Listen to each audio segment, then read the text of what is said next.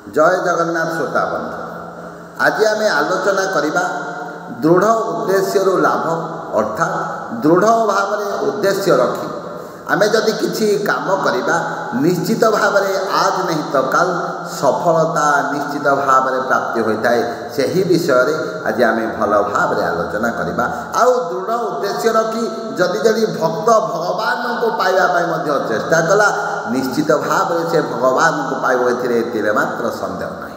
कले ब्रज सुंदर हे देखा दिया एथर हे देखा दिया एथर पदाश्रित जने प्रभु सुदया कर जले स्थले अंत रिखे रही छबली हे तुम्हें रही छबली गुरुदेव कम खरु शुणी बोलिए भक्तवत्सल भगवान की जय। दिनकर कथा जड़े भक्त गोटे तेंतुली वृक्ष मूले बसी भगवान नाम जप करुला जड़े नाम भगवान कीर्तन करुला भगवान नाम अहर्निशी सी जप कर चली दिने नारद महामुनि कौन कले से ही लोक पाखे पहुँचे जेतेबेले से ही लोकटी नारद को देखीदेला प्रथम षष्ठांग प्रणिपात कला कहला प्रभु हे नारद महामुनि आपण तो सबुबले प्रभुंकर भगवानंकर पाखरे रहिचंती तेणु मोर गोटे छोटिया कथा आपण टिके भगवान को पचारे आ मते आसी टिके कहिबे। से ही समय नारद कहले कौन कह कौन बुझीदेवाई कौन चाहवाई तुम चाहूच। से ही समय लोकटी कहले आज्ञा मु अहर्निशी एभली भाव प्रत्येक दिन ही वृक्ष मूले बसुची भगवान नाम उच्चारण करुच्ची तेणु तुम्हें टिके प्रभु को पचारि दे आसब भगवान मते केबे दर्शन देवे आ मो पाखक भगवान केबे आसबे मोर गुहारी भगवान केबे शुणिबे। से ही कथा जेतेबेले नारद महामुनि शुणिले कहले ठीक अच्छे मु तुमको भगवान को पचारि आसी काली यही कथा तुमको जनईदेवी। नारद महामुनि भगवान पाखक गले कहले प्रभु मध्यपुर में जड़े भक्त गोटे तेंतुली वृक्ष मूले बसी अहर्निशी आपणकर नाम जप करुच्ची आपणकर अहर्निशी नाम को से कीर्तन करुच्ची आउ सी जानापी चाहूँगी आपण ताकू केतेबेले दर्शन देवे।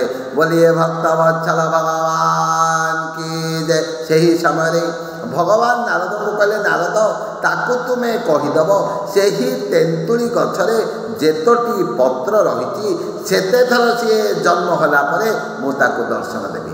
नारद जेतेबेले एही कथाटी प्रभुंक मुखर शुणिले तांको मनर हस उड़ीगला आउ कि भगवान को तो किसी कहे ना से आसिले ता परदिन सकाळे से ही लोकटी पाखक नारद महामुनि से ही लोकटी जेतेबेले नारद को देखिला कहला नारद महामुनि आपण बुझिकरी भगवान को ठारू आसिले कि।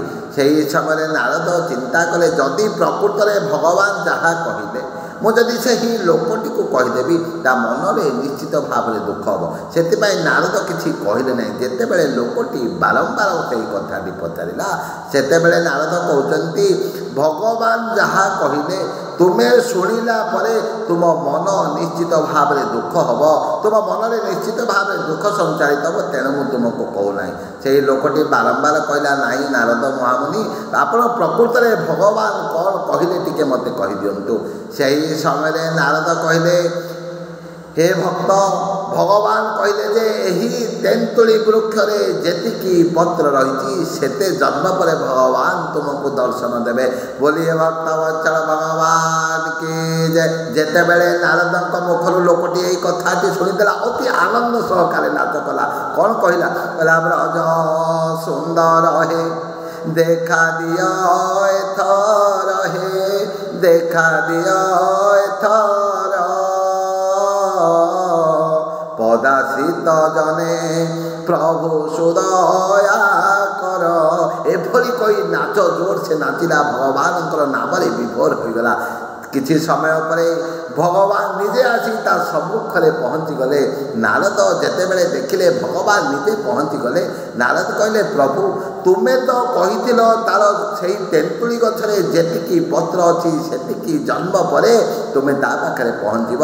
ସେହି ସମୟରେ ଭଗବାନ କହୁଛନ୍ତି ସେହି ଲୋକଟି ସେତେବେଳେ ସେହି ପ୍ରକାର ପ୍ରାର୍ଥନା କରୁଥିଲା, କିନ୍ତୁ ବର୍ତ୍ତମାନ କ'ଣ କଲା, ନିର୍ମଳ ହୃଦୟରେ ସମସ୍ତ ପ୍ରକାର ବିକାରକୁ ତ୍ୟାଗ କରିଦେଇ ଏକ ଲୟ, ଏକ ମନ, ଏକ ଧ୍ୟାନରେ ସେ କେବଳ ଭଗବାନଙ୍କର ମୋ ନାମ ଜପ କଲା। ତେଣୁ ତାର ମନସ୍ତାତ୍ତ୍ୱିକ ଚିନ୍ତାଧାରାକୁ ପରିପ୍ରକାଶ କରିବା ପାଇଁ ମୋତେ ସଙ୍ଗେ ସଙ୍ଗେ ଭକ୍ତ ପାଖରେ ଆସିବାକୁ ପହଞ୍ଚିଲା। ମୁଁ ଆପଣମାନଙ୍କୁ କହିଥିଲି, କହିଲେ ବିନୁ ବିଶ୍ୱାସ ନ ଭଗତି ନାହିଁ, ତେହି ବିନୁ ଦ୍ରବଇନ ରାମ, ରାମ कृपा बिनु सपने हो जीवन लह विश्राम। बोलिए भक्त वत्सल भगवान की जय। प्रेमर सहित, विश्वासर सहित, निष्ठार सहित काय मन वाक्य जदि आम भगवान को प्रार्थना करवा, भगवान को भक्ति करवा, भगवान आम पाखे यथाशीघ्र दर्शन देवे।